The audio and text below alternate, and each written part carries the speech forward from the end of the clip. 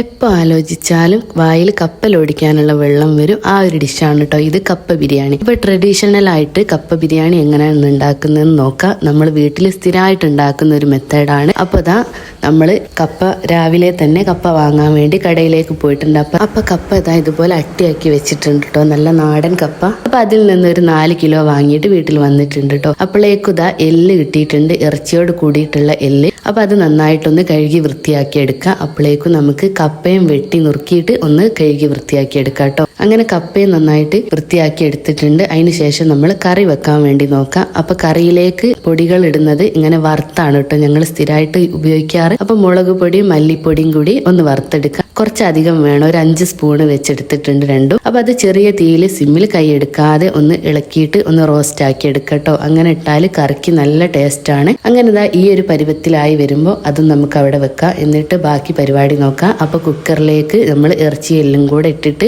അതിലേക്ക് അരിഞ്ഞു വെച്ചിട്ടുള്ള തക്കാളി, ഉള്ളിയും പച്ചമുളകും കൂടി ചേർത്തിട്ട് പിന്നെ പൊടികൾ ഇട്ട് തുടങ്ങാം. അപ്പോൾ മഞ്ഞപ്പൊടി, അതുപോലെ നമ്മൾ വറുത്ത് വെച്ച മുളക് പൊടിയും മല്ലിപ്പൊടിയും കൂടി അതിലേക്ക് ചേർത്ത് കൊടുക്കുക. അതിന് പുറമെ കുരുമുളക് പൊടിയും ഗരം മസാല പൊടിയും കൂടെ ചേർത്ത് കൊടുക്കുക കേട്ടോ. പിന്നെ വലിയ ജീരകവും പൂവും പട്ടയും കൂടി ഒന്ന് ചതച്ചത് അതിലിട്ടിട്ടുണ്ട്. ഉപ്പും വെള്ളവും ഒഴിച്ച് വെക്കാം. പിന്നെ കറിവേപ്പില ഇടണം. നമ്മളെ വീട്ടിൽ തന്നെ ഉണ്ടായിട്ടുള്ള നല്ല ഫ്രഷ് ആയിട്ടുള്ള കറിവേപ്പില ഉണ്ട്, അതിന്റെ തണ്ട് പൊട്ടിച്ചെടുക്കാം കേട്ടോ. അങ്ങനെ ഇഞ്ചി വെളുത്തുള്ളി ചതച്ചതും ഈ പൊട്ടിച്ചെടുത്ത കറിവേപ്പ് അതിലേക്ക് ഈരിയിട്ടിട്ട് പിന്നെ കുക്കറിലേക്ക് കുറച്ച് ഉലുവ ഇട്ടിട്ട് അവിടെ മൂടി വെച്ച് വിറകടുപ്പിൽ ഒന്ന് വേവിച്ചെടുക്കും. ഒരു 7 വിസിൽ വരട്ടെ. അപ്പോഴേക്കും നമ്മൾ മുറ്റത്ത് കപ്പ വേവിക്കാൻ വേണ്ടിയിട്ട് അടുപ്പ് മൂട്ടി ഒരു വട്ടച്ചെമ്പിൽ കപ്പ വെച്ചിട്ടുണ്ട് കേട്ടോ.